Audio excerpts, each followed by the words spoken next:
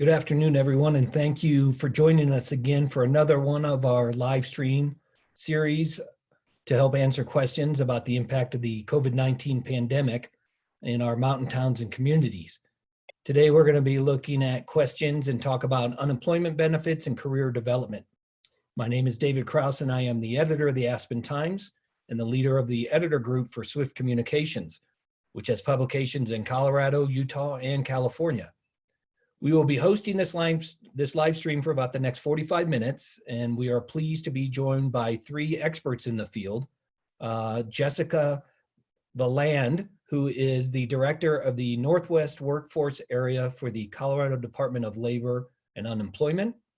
Melanie Montgomery is the Employment First Coordinator with the Summit County Department of Human Services in Summit County, Colorado, so Breckenridge and Frisco area. And we have Brooke Porter-Coles, who is the Public Information Officer with the Utah Department of Workforce Services.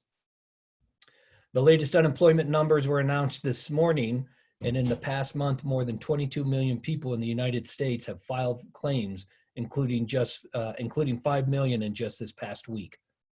We've been collecting questions from our readers for our speakers, and we invite you to send questions on this feed, and we'll get to as many of those as we can for the last part of our session. If you are joining us via Zoom, I do ask that you hit your mute button now. Also, I'd like to quickly introduce the editors in each of our markets and communities that we serve.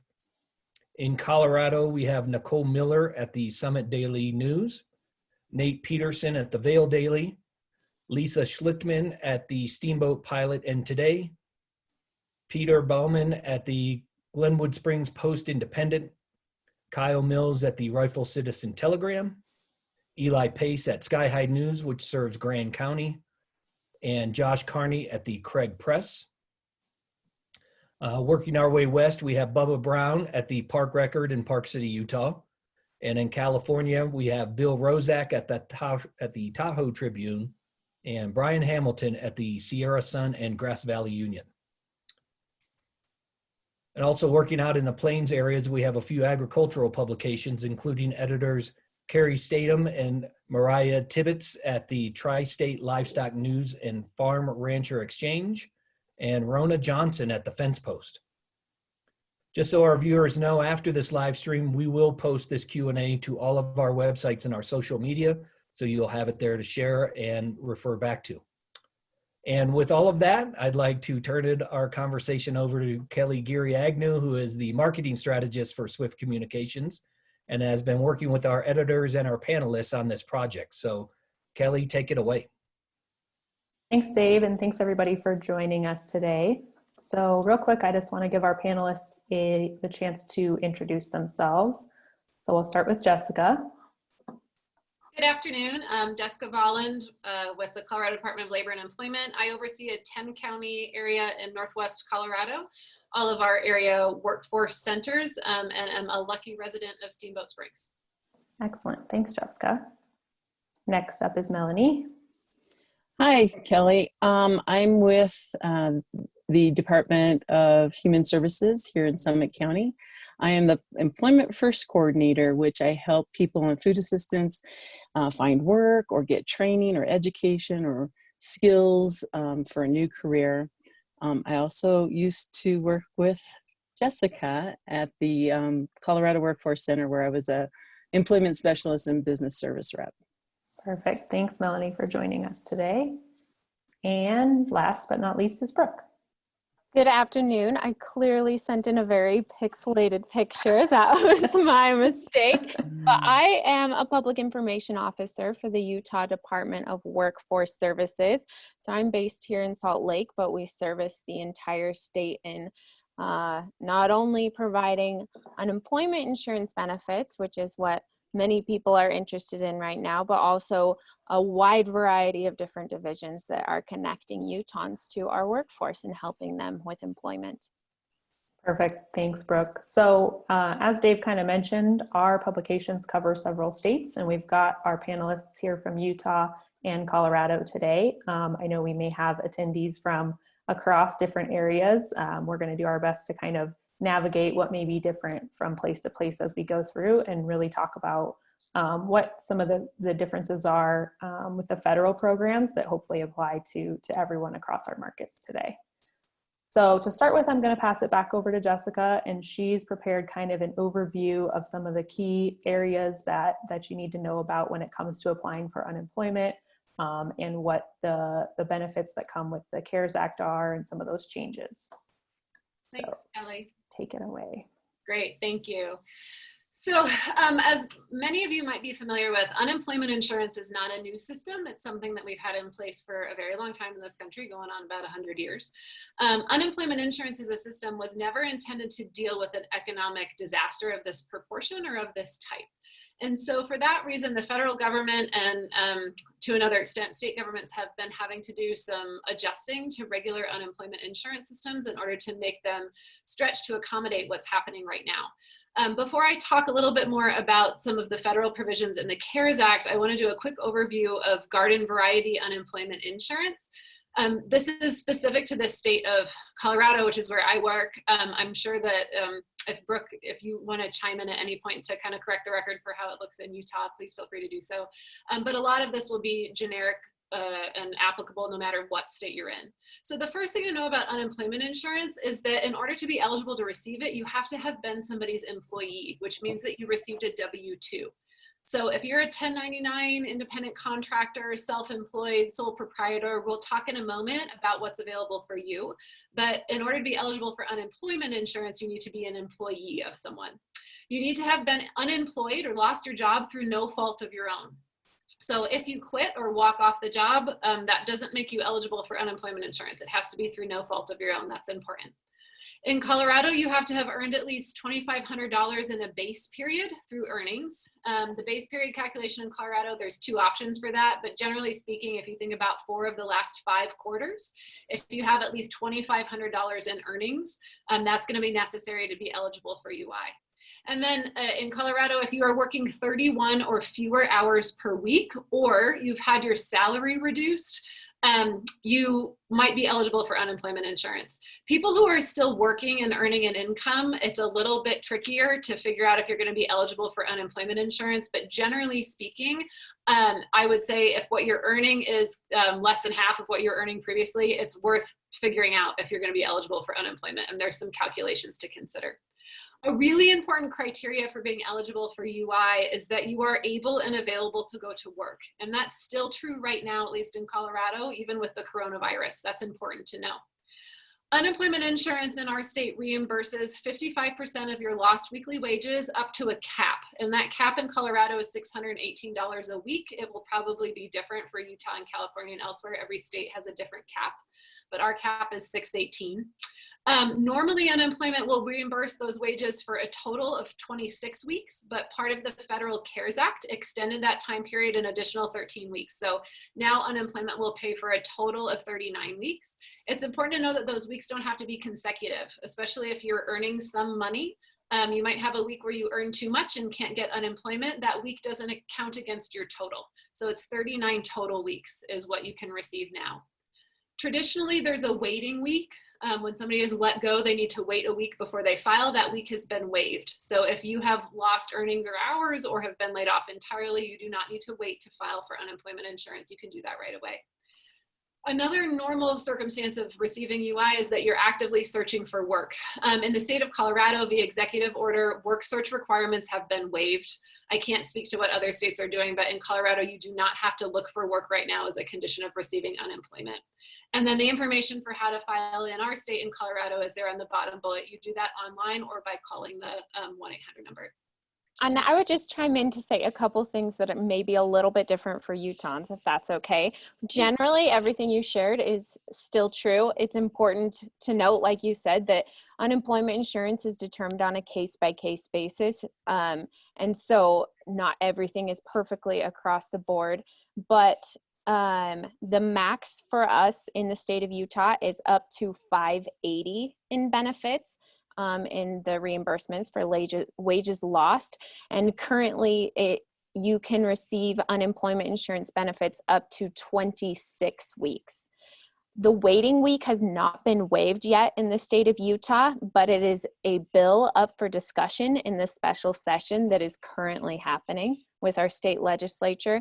And the work search requirement hasn't been waived, but nearly 90% of individuals who have filed an unemployment insurance claim right now in the state are considered job attached, which means that they do not have to complete a work search requirement because the expectation is that their employer will bring them back once the economy normalizes. So those are the only differences. Thanks, Jessica. Thanks, Brooke. Great. Thanks, Brooke.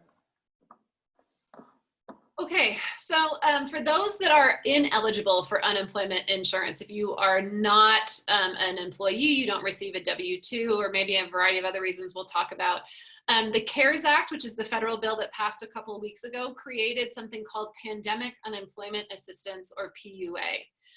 In order to be eligible for PUA, you have to be ineligible for unemployment insurance. So if you are eligible for regular unemployment insurance, you're going to have to file that way. The PUA is for people who don't meet those eligibility criteria we just reviewed, and that includes those that are self-employed, have Schedule C or 1099, miscellaneous income, people who don't have sufficient work history in their base period. It also includes people who have exhausted a regular unemployment claim already this year. In Colorado, the maximum amount that you can receive pandemic unemployment assistance is 39 weeks. It is retroactive to the week of January 27th. So if you can demonstrate that you have lost earnings all the way back to January 27th, and you are deemed eligible for this, you can receive back payment that far back in time. The minimum benefit per the federal legislation has to be equal to half the state's average UI payment. So for Colorado, that would be a minimum of around $200 a week for a PUA payment. Colorado's system to receive these applications is not yet up and running. We hope that it will be functional by early next week, and the place to get that information, in addition to all of the Colorado media outlets that you're familiar with, is going to that coloradoui.gov website will be where you can file your claim. But as of today, the system to take these claims isn't yet up and running. Brooke, was there anything you wanted to clarify for you guys? Yes. Everything is true for us except that the application went up yesterday for us, and they can get that at jobs.utah.gov. And then there's a button right at the beginning that lets you click on COVID-19 information, and that'll take you right to where the application is. So individuals who qualify for this can begin applying now. Great, good for you guys. So on the next slide, Kelly, if you don't mind. So the other thing to remember here, for people, in order to receive unemployment, you have to be able and available to work. If you are not able and available to work for matters related to COVID-19, you would file for pandemic unemployment assistance. And it's not kind of carte blanche. There's really specific criteria on what that means to be unable and unavailable to work because of the coronavirus. And those are listed here. I'm not going to read all of them for you, but generally speaking, if you are sick or in quarantine, or your business has been closed because of a public health order, or in, I know in Colorado, many places, all of our schools are closed. So if you have to stay home to care for children and therefore you can't go to work, those would be criteria that would fall underneath unable, unavailable, would make you an appropriate candidate for pandemic unemployment assistance. And this is all from the federal legislation. So I would imagine for Utah, it's the same. Great. Any differences in application for the PUA process? So as well, Brooke told you, they already have theirs up and running, which is great. Ours will hopefully in Colorado be up and running on Monday, and the application process will be the same. You'll need to go to coloradoui.gov to apply. For purposes of demonstrating what income you have lost, it's important to know that both unemployment insurance and pandemic, they're retrospective. They're looking back at what you have earned, not what you thought you were going to earn in the future. So in order to file for PUA, or if you're filing for regular unemployment, you need your tax and income information. In Colorado, for the previous 18 months for UI, I would recommend that you have the previous 2 tax filing years for PUA. So, your Schedule C or your 1099 or whatever documentation you have to demonstrate your income over the previous 2-year time period will be necessary to complete an application. That's the same case in Utah. It is a separate application. It's going to apply through the same application as our traditional unemployment insurance benefits, but it is built very similarly, if not just a little simpler, in order for us to get it up and running quickly. Just like she said, the same documents are helpful to have. You'll need to identify yourself using a driver's license, your social security number, and then work history through 2009, as well as tax information. And if you don't have 2019 tax information yet available, you can provide things like a general ledger. It goes through different optional documents that you can upload in place of that. Perfect. Same is true in Colorado. If you haven't filed for 2019, have 2018 available. Great. A few questions just coming across in the chat about if people need to extend their benefits. If you're currently receiving unemployment, but it is expiring after the 26 weeks, will it automatically be extended in Colorado? Can you apply for the COVID federal assistance after your Colorado UI expires? So in Colorado, if you are on your 26th week of an open UI claim, you need to keep requesting payment in your My UI Claimant website in order to get that. So there's an additional 13-week tack on to our regular unemployment insurance benefits in the state of Colorado. Keep requesting payment and it should continue to pay on your claim. If you have exhausted a claim, meaning that your current claim is more than 12 months old, so there's no money left in the claim and also the time period has expired, you will need to apply for pandemic unemployment assistance instead of regular UI. And again, Colorado's system to take these claims is not up and running just yet, but hopefully by the beginning of next week. The answer is the same in Utah, except that we don't yet have the extended benefits portion of the CARES Act yet up and running. But if you have exhausted your benefits, you've reached those 26 weeks, then you should continue filing your weekly claim, even though it will tell you that you are you have exhausted your benefits. And then once that extended benefits program as part of the CARES Act is up and running, we will retroactively provide those payments. Got it. Okay, something really important for everyone to be aware of that was also part of the CARES Act is called Pandemic Unemployment Compensation, or PUC.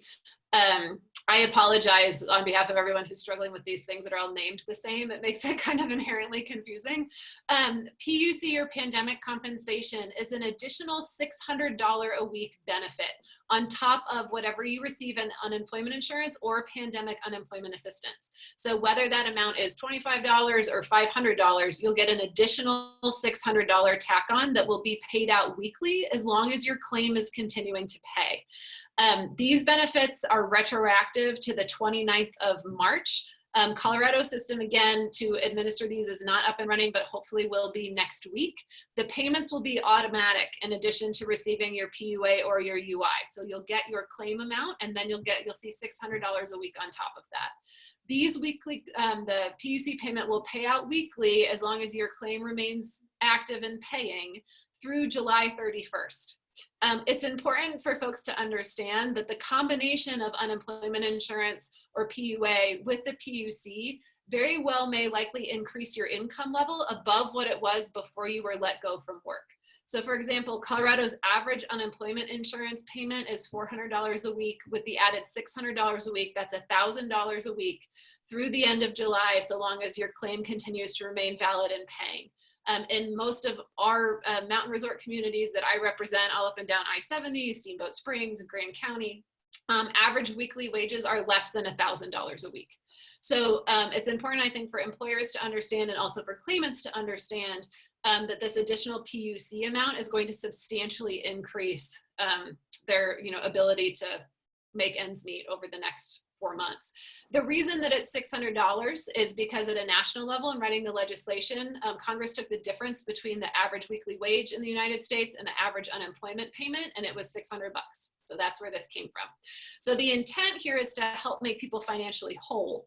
Normal unemployment insurance is designed to not make you financially whole so that you have an incentive to go out and look for work. Right now, because there's not work to look for, Congress wrote this into the CARES Act to help make up that difference, because an average weekly payment of $400 a week is not enough for anybody to live off of. So this additional PUC payment is intended to try to shore people up until folks can actually get back to work when the economy starts to normalize.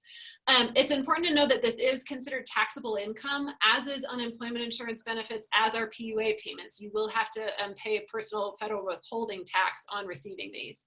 In Colorado, when you file, you have the option to elect to have that taken out automatically. If you don't, you'll owe it on your tax returns next year.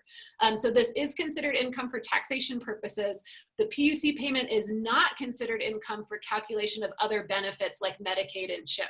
It won't be factored into determining your eligibility as income. All of that is true in the state of Utah as well, except this benefit is available. It began going out last week. So there were some retroactive payments that should have now all been sent out last week, and now it will just be included as a regular part of your weekly benefits payment. So as individuals become eligible for those payments, as well as claims continue to be processed, they'll begin seeing this payment as well as part of their benefits. You guys are on it in Utah. Hopefully next week in Colorado we'll have this. Great, it's a lot of work. Yeah. They're ahead of the game. A question that's come up a couple times from our audience, we have obviously in a lot of our markets seasonal employees, and some of those seasonal employees typically already are filing for UI based on the seasonal requirements of their job. Any advice for them or anything that's different that they should do? In Colorado, I would say no. So generally speaking, if you're a seasonal employee, you're an employee. A lot of our seasonal workforce is used to filing for unemployment during shoulder seasons anyway. You would continue to go ahead and file and apply. There is no reason there's been some miscommunication. I think folks believe that seasonal employees are ineligible for some of these benefits. That's not true in Colorado. So there's nothing about being a seasonal worker that necessarily makes you ineligible for unemployment. And if you're receiving unemployment, you will automatically get this $600 a week PUC payment. It's the same case in Utah, that seasonal workers, the only thing they should do is continue to file their weekly claim. They don't need to contact us. They don't need to apply for anything else to receive these additional benefits. It will automatically occur on their weekly benefits. Right. And I should say, if I didn't say, this is retroactive to the 29th of March. So for example, in Colorado, once these benefits begin to pay, you should receive a lump sum retroactive payment if you were receiving unemployment during the 2 weeks that have already gone by since the 29th of March. Okay, great. That was a question in the chat. All right. So we've covered a lot of this. I think maybe I want to cover the second part of this question, maybe from both Colorado and Utah perspectives, things that have changed with the process, if anything, to accommodate for the increased demand. Obviously, Dave mentioned what huge numbers we're looking at nationwide as well as in individual states. So any accommodations that are being made to help people access these benefits as soon as possible. One of the biggest changes in Colorado is that we're on a filing system where you file based off of your last name. And I apologize because I don't have the days directly in front of me, but I believe it's if you're A through M, then you would file on Tuesdays, Thursdays, Saturday afternoons, and Sundays, and then the opposite for the rest of the alphabet. So that was an implementation that we put into effect early to help deal with the just the capacity of the system to receive all of these claims all at one time. That seems to be helping. It seems like most claimants are having the experience of getting their claims processed and getting through pretty timely. So, in terms of the experience of applying, that's one of the largest changes. Another change that we've done in Colorado, in order to request payment, you have to have a PIN. We've started, typically PINs are mailed to you in the mail. We've started emailing those PINs. And so when you apply for unemployment, you have the option to input an email address. I would strongly encourage everyone to do that so that you can receive your PIN very quickly instead of having to wait for the paper version to come in the mail. As far as in Utah, the process hasn't changed significantly. What we have done is for us, the Unemployment Insurance Division is a part of a a much larger department, the Workforce Services Department. So what we've done to meet the increased demand is reallocating resources and employees within the department to help continue to process these claims in a timely manner. And claims are continually going out. The biggest thing that we're emphasizing is asking individuals to apply online and to very carefully make sure that their application is done accurately and completely, to not put any delays in the processing of their claim. And one thing that they will run into is that given this massive influx of claims, some of our normal service levels have changed, which is some of our phone wait times or chat wait times. So the best thing to do is to wait for us to contact you. If there are any questions on your claim, we'll contact you if there's any questions that would negatively impact the benefits that you'll receive. And then, like Jessica said, it's really helpful when you're filing to select to receive communication through email rather than mail, because that can put delays on the processing of your claim. But those are some of the changes that we've seen. But like Jessica said about Colorado, we're still seeing claims processed in a timely manner. And so money is going out and getting to people who are critically in need of these benefits. And I would also add, in Colorado, at least, if you do not have a computer and filing online isn't something that you can do, we do have an option to file by phone. It can be a little bit complicated.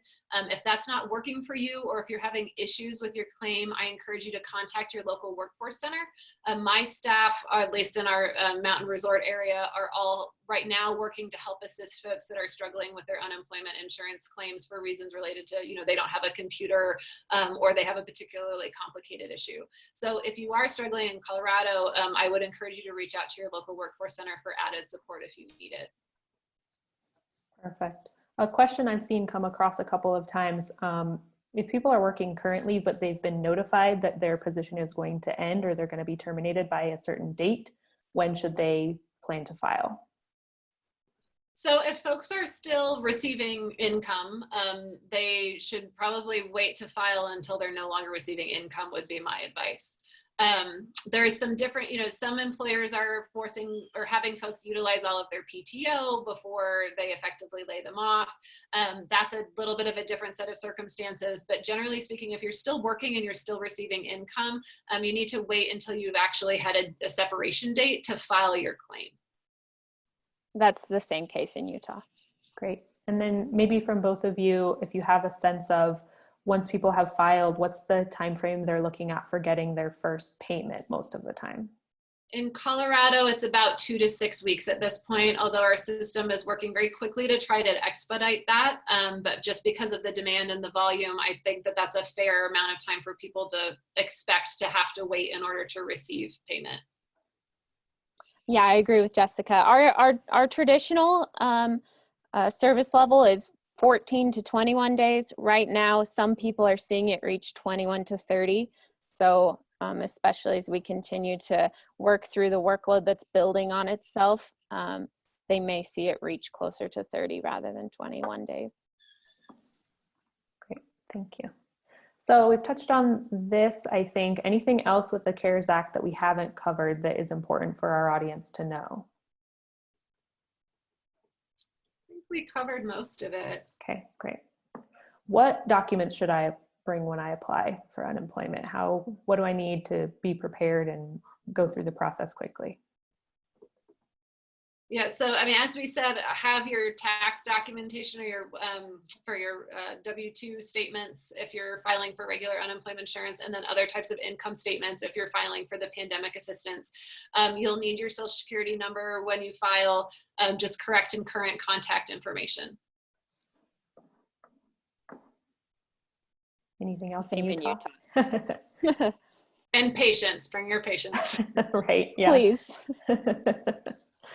We've touched on how long unemployment benefits will last and the extensions that are going on beyond that. So job seeking requirements, Jessica, you mentioned that the current or typical requirement's been waived in Colorado. Brooke, did you say that's the same in Utah? It's not waived across the board right now in Utah. Okay. What is happening right now in Utah is that the majority of individuals, and when I say the majority, it's nearly 90% of individuals that are filing right now are considered what we call job attached, meaning their employer has promised that this is a temporary furlough or separation, and that once things normalize, they will be asked to return back to work. And so when the case is the job attachment, that requirement is waived. But for individuals that have been entirely separated from their job, we are still asking them to fulfill job seeking requirements. And what that looks like is that once they file their claim, they will then be asked to sign up into our system that will then connect them to a job assessment, kind of looking at their skills and then connecting them to applicable workshops, and then also our database of available jobs, which right now is at about 23,000 jobs that are still available and asking for applications. Currently, those are current job openings in the state. And after that, they'll be required to complete 4 job contacts a week, which means 4 applications. And they can attest that they have completed those each week in their weekly claim, which is sent out on Sundays. Yeah, and I should add, in Colorado, the same criteria that Brooke mentioned about job attached is true. A lot of our claimants are filing job attached. For us, that means the employer intends to bring them back within 16 weeks. There's not an obligation there for the employer to do so if they don't have a job at that time period. And also the employee is not obligated to go back to that employer. If they find another job someplace else, they're welcome to take it. Most of our claimants are also currently job attached, but because the work search requirements have been waived for everyone, it's not as meaningful for us if you file job attached or not, because no one is currently being required to search for work. However, all claimants in Colorado are being required to sign up at connectingcolorado.com, which is basically registering with the workforce system, so that when the economy does start to normalize and people can be put back to work, that we have a way to connect folks with jobs. So work search is waived, but registration with the state's workforce system is a requirement for all filers, job attached or otherwise. Great. All right, this next question I wanted to pass over to Melanie. Melanie's focused in Summit County, but I wanted to make sure we give our audience some ideas about what they could do while they're unemployed, and what are some things that they could do, resources they can access, and et cetera, to prepare to re-enter the workforce whenever that may happen. Sure, yeah, with this downtime is perfect time to either increase your employability or take the next step in a career pathway by getting like the certificate, or even starting a new career altogether. If you go online, in our area, we have Colorado Mountain College, and they're waiving all tuition, books, and fees for this summer for anyone that was affected, lost their job due to COVID, or a full-time resident who owns property. If you go to CMC, Colorado Mountain College, there's more information about that. There's lots of online classes now. They're waiving fees, they're postponing fees till you get your job back, so you can look into that. Update your resume. Now is a great time to update resume. The Workforce Center has a lot of resources. They'll review your resume, make suggestions. Also, just with hints with resumes, you want to make your resume geared towards the job announcement. So take those keywords out of the job announcement and make sure that they're in your resume and your cover letter. Also, interviewing. Interviewing is so important, and people don't take it seriously enough. Practice, practice, practice interviewing. Learn what a STAR statement is. Just Google STAR statement and use that in your interviewing. I've just seen a lot of bad interviews that with just some practice would have been really good interviews. There's also locally in Summit County, there's a virtual job fair planned here on April 28th. You can go to KMST, the Mountain Facebook page to get more information about that. Also, mountaincareers.com. They're doing a 4-part virtual series about exploring your future and discover, design, and develop your career. So those are just some of the things that people can do in their downtime. Perfect. Thanks, Melanie. And we'll send out some links to some of those resources with the recording and slides from this webinar. Jessica, Brooke, anything that you would add to recommendations for people while they're out of work? Yeah, I would just reiterate that it is a great time to brush up on your resume and job search. Our workforce centers, as I mentioned, are all still fully functional. Staff are working remotely, but what our workforce centers do during normal circumstances when we're not helping to support the unemployment insurance crisis right now, everyone is still available to help you with resume prep, vocational guidance, looking for your next career. We have access to a lot of different kinds of assessments. All of those services are free of charge. And there are workforce centers across all of the Colorado communities that are represented on the call today. So I would encourage you to reach out and get information there. You can also search for jobs that are currently open at connectingcolorado.com. If you're interested perhaps in looking at jobs that could be done from home, whether for health reasons or just looking at location neutral, you can type neutral into the location field into Connecting Colorado and get access to the 13,000 different location neutral job openings that are available in the state of Colorado. So there are certainly still employers out there that are wanting to hire employees, whether that's physically on site. I think that most folks probably are aware that our essential businesses are often still hiring and in hot demand. So, grocery stores, home health care aides, nursing home facilities, those types of businesses in your local community are very likely to still be hiring and needing help, or check out those location neutral job offerings as well in connectingcolorado.com. The same is true in Utah as far as connecting to our employment centers, although in some cases that might need to be done virtually. And also just visiting jobs.utah.gov. There are a wide variety of options, and just on our homepage, you can click on job tools, and that'll take you to different job search tools and different workshops that are available, as well as assessments to help you brush up on different skills or build new ones that you're looking for. Also, that is a great place to stay caught up on what events we have available. An example of some of the events we're doing is a virtual job fair that we had this morning with hundreds of employers. And so there are a lot of resources like that that we are regularly providing to try and connect people who are worried about where they might go once some of these restrictions are lifted. So there are a lot of resources at jobs.utah.gov. Great. Sounds like that a lot of really great stuff for people to take advantage of. Thank you. All right, I'm going to skip ahead quickly because we're getting a lot of audience questions and I want to make sure that we get to addressing some of them. So Dave, you ready with your audience questions that you want to have our panelists address? Yes, I think I am. Thank you. A couple quick notes.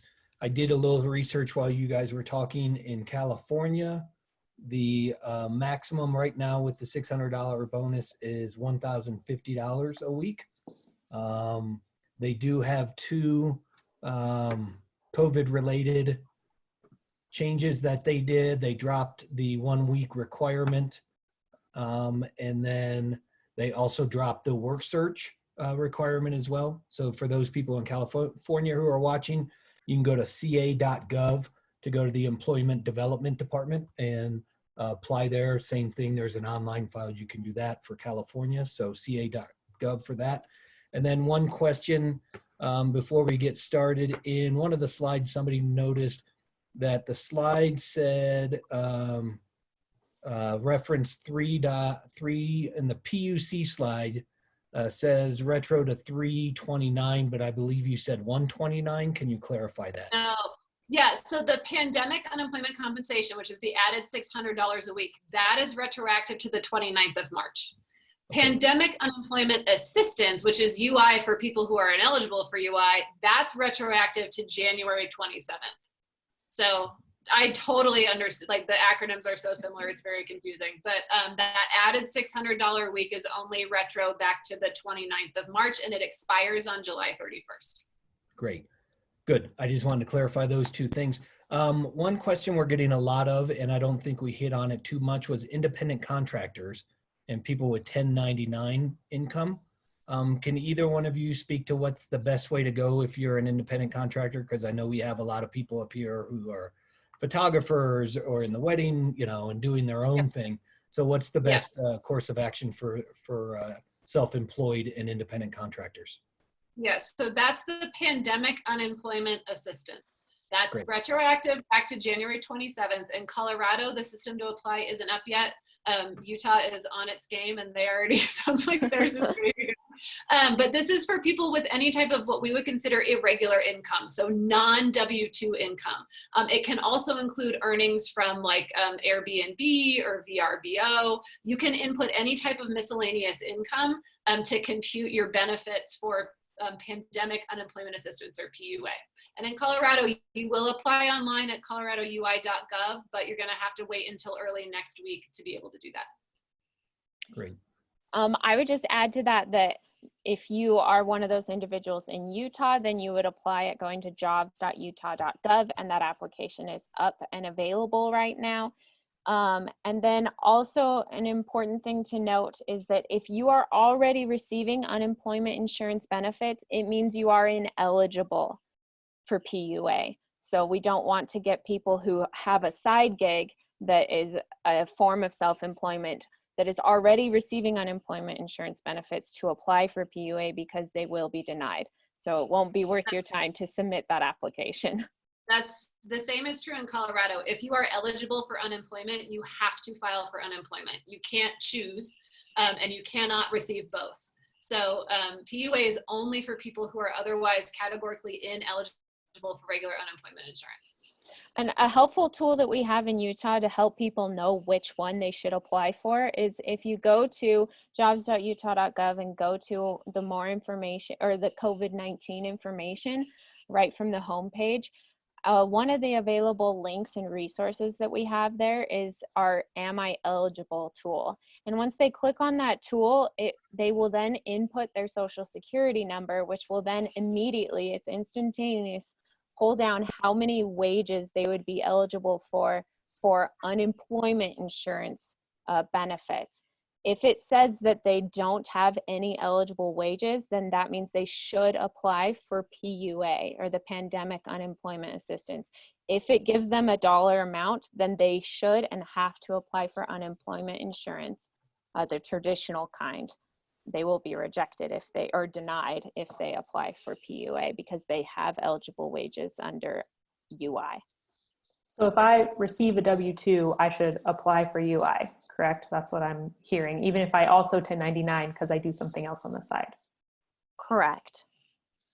Unless they are removed from employment with their W-2 because of COVID-19, meaning they have it. If they have COVID-19 and then they're not able and available to go to work, that's when they should apply for PUA. Okay, here's one kind of along those lines. What do you do if you work in two separate states? I worked the winter in Vail and previous to that in another state. Which state should you apply in? You should apply for unemployment insurance in whatever state you have the most earnings in over the past 18 months, roughly. So, you know, whether that's Colorado or some other state, wherever you've earned the most money, it's going to be in your favor to apply for unemployment in that state. You cannot receive UI from two states at the same time. So you should preferentially file in the state where you have more earnings. You'll have a larger unemployment insurance payment.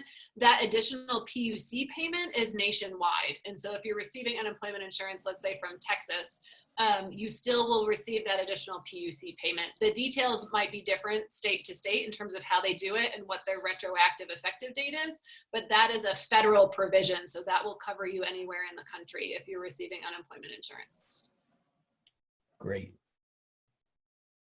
Next one, when you say retroactive, what if we're laid off prior to March 29th, but didn't file until beginning of April?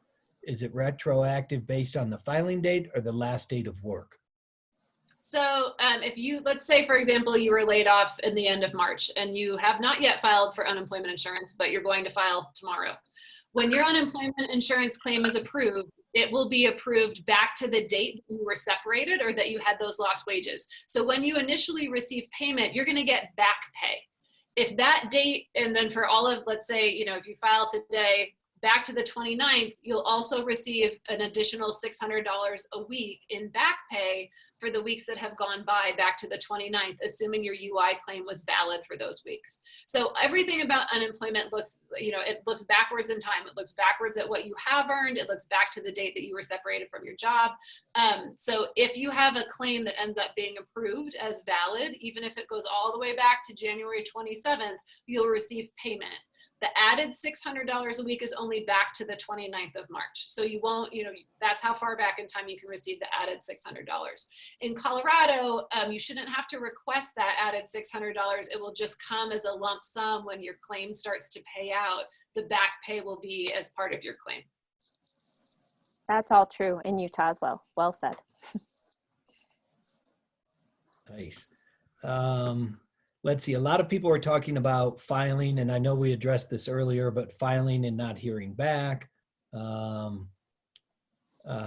filed on March 27th, but my report date was 4/12, but I have not seen a PIN. So Colorado we had some issues with our system because of the volume all at once. So there are people that are still awaiting their PIN. If you go to Colorado's website, if you go to coloradoui.gov, you have the option on there to click request a PIN. And if you input an email address, they will email you your PIN. That's the fastest way to receive a PIN if you haven't received one yet. If you filed more than 10 days ago, I would say at the most, and you don't have a PIN, you should utilize that functionality in the system to request it, because there was kind of a time period in there where the volume was really high and the system was not caught up, where folks are still awaiting their PINs. So that's the best and fastest way in Colorado to request a PIN if you haven't gotten one yet. Brooke, anything to add on that? No, I'm assuming that's a Colorado specific question because they get their PIN when they create their claim in Utah. Earlier. Great. Here's an interesting one. I'm being put on a reduction of hours type furlough. I will be working 1 week on, 1 week off. Do I still qualify for unemployment?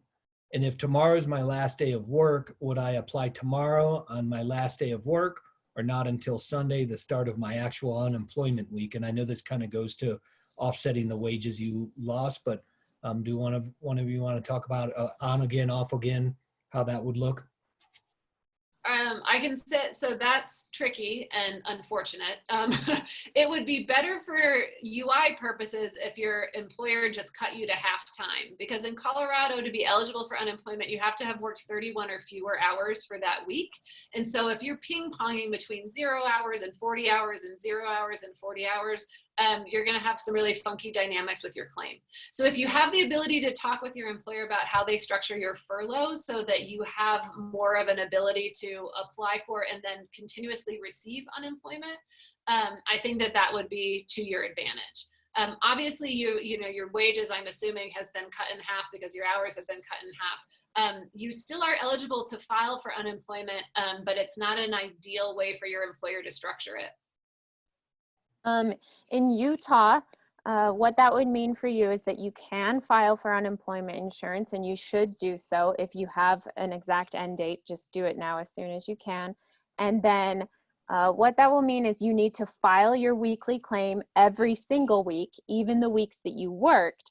And the weeks that you're working at your normal hours, you will not receive a benefit. And then the weeks that you don't, you will receive a benefit.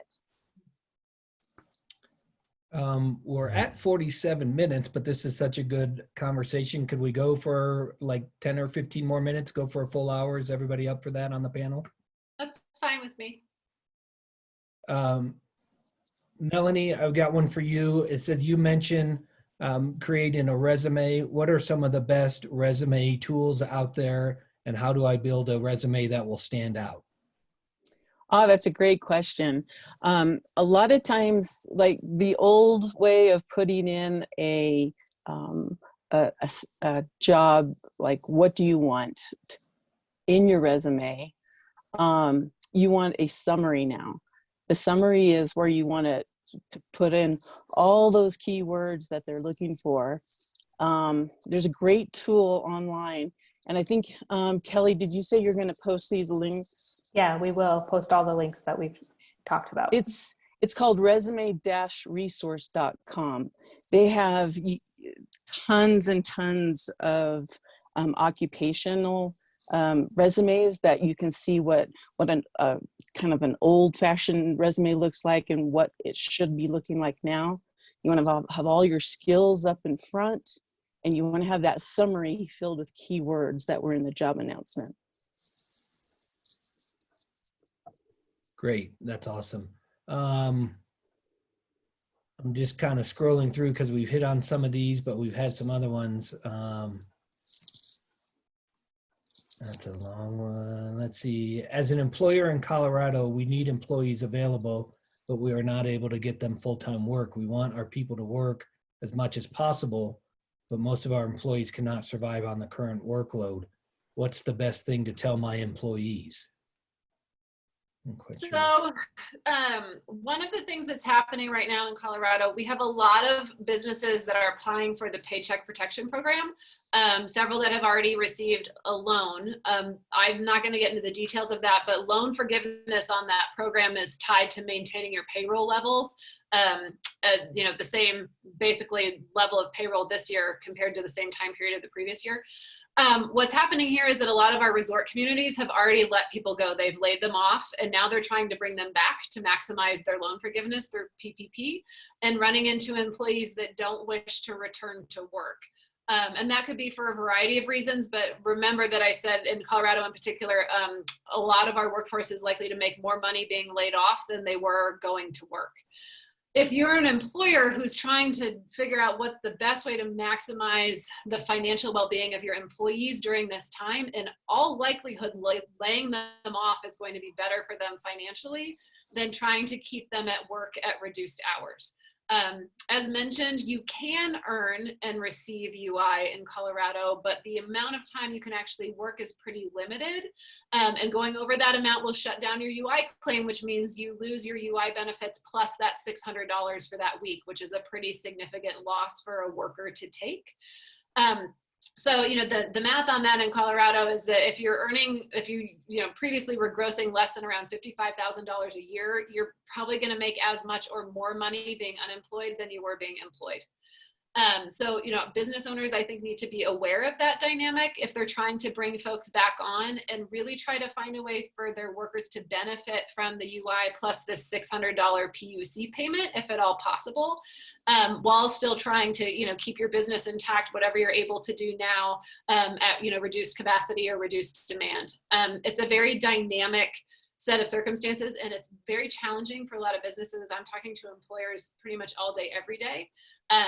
In Colorado, in these communities represented here, you're welcome to reach out to the Workforce Center, and they will get you in touch with myself or some of my business services team to talk with you about what those options are for your workforce. Brooke, anything to add there? The only thing I would add is that if an employer does offer you employment at your regular hours and your regular pay, and you choose to not go back, that is then considered a quit, and that will make you ineligible for benefits. So if it is returning to your full employment and not at a reduced pay, then you need to accept that, even if you would be making more on the benefits. That's an important thing to note for individuals, as well as that begins to start happening when things begin opening back up again. Yeah, being able and available, go to work. And then one of the conditions for UI, and in Colorado, I'm sure it's the same in Utah, when you go into claim payment, you'll be asked, did you refuse an offer of suitable work? And if you say that you refused an offer of suitable work, then your claim will become invalid. You won't receive it. We are getting a lot of questions in our workforce centers from employees that are being asked to come back, but to do work that they're not sure meets the definition of suitable. We've had somebody contact us and say their boss wants them to come back and babysit their children because they're going to be paying their wages. So if there is a discrepancy in terms of, you know, what you as an employee think is suitable and what your employer is trying to offer, that's a decision for an unemployment insurance adjudicator. They'll make that determination on if you had the right, so to speak, to refuse that job for factors of suitability. But Brooke is absolutely right. A condition of receiving unemployment is that you accept an offer of suitable work when is it presented to you. So Yeah, we've gotten a few questions about that. Actually, it's interesting because people are, my company is now, we're all getting these PPP loans, and my company is now being able to take me back up to full-time, and they're saying, my employer is applying, am I allowed to request unemployment again after I get that loan? So to your point, you got to take the job offer, right? If I hear that correctly, or those hours. Let me go through a couple more, and then we'll wrap it up. Again, I want to thank our panelists for doing this. It's just, there's been a lot of good questions from our readers. So many, I'm just trying to scroll through we're over almost 300 questions right now. So here's one in Colorado. How many hours can you work or not to still claim UI and CARES? I think we hit that, Jessica. Yeah, 31 hours a week or fewer to be eligible to file a claim as a general guideline. But keep in mind, if you are still earning income, there's a calculation for that on how much money you can earn based off of how large your claim is. And it's going to be different for every person based off of how much you earn. But in general, if your hours have been reduced to 31 or fewer, it's worth looking into if you're eligible for UI. Great. And again, the 2 jobs things, I've been furloughed from both jobs, but if I go back to work at one of the jobs, would I be able to still continue to file for unemployment for the second job? Yes. In some Yes, you should be able to. Yeah. Okay. And let's see. Here's one. It kind of gets into the taxes. No, sorry about that. Let's switch over to this. The majority of my earnings are 1099, but I do have a part-time W-2 job accounting for about a third. What should I apply for? So as Brooke said before, if you have enough W-2 earnings to file for UI, you're going to have to file for UI. So it kind of depends on how much you've earned from that part-time job. In Colorado, if you earn more than $2,500 over an 18-month time period, then you're going to need to go through unemployment insurance, even if your miscellaneous 1099 income is more. Okay. We've gotten asked that question a lot in Utah, and we understand the confusion. I mean, this is a complex program with new programs being added on at the federal level. And for most people right now, this is their first time interacting with unemployment insurance on top of that. So we understand the confusion. The best thing to do in that scenario is to use that Am I Eligible tool that I mentioned that's available at jobs.utah.gov, because that will tell them immediately if their earnings on that W-2 are enough to make them monetarily eligible for unemployment insurance, because if they do meet that threshold, then that is what they will be required to apply for, and they won't be eligible for PUA. And in Colorado, you would Google Colorado benefit calculator to make that same determination. Great. Let's do one more. Brooke, this is for you in Utah, and we've had a couple of these. The link only takes me to the job page. I was told I was ineligible for unemployment if I need to refile via the pandemic because I'm self-employed. The link does not allow me to do that. Did you address that earlier, or how are we at? So if they're clicking on the button that takes them to the link, so if they go to jobs.utah.gov and then they click on the COVID-19 information, that will take them to the application with the button for pandemic unemployment insurance. And when they click on that, then they'll need to log into our system or create a Utah ID that will then allow them to access our system. And I know initially there may be some job search elements. They need to register for that then plugs them into the system. Great. Well, I think with that, let's wrap it up. We've gone a little over, and that's just been a great conversation. I want to thank Kelly for moderating, Melanie, Brooke, and Jessica for joining us today. Again, this will be taped. We're recording this, and we'll make it available on replay for all of our local paper websites. I think the key out of this is really be patient, but get your information in there and have it ready to go. You can certainly reach out to any of our panelists. As Kelly mentioned, we will have this up and we'll have a link to all the resources for everyone. If you can't find something, please feel free to reach out to the editors in your city of our newspapers and online sites. pretty easy to find. We will be back next Thursday with another live stream to bring in a conversation about how the pandemic is affecting our communities. Again, I'm David Kraus from the Aspen Times, along with Kelly Geary Agnew with Swift Communications. We thank you for joining us today. Stay safe and stay healthy. Thank Thanks, you. everyone. Thanks.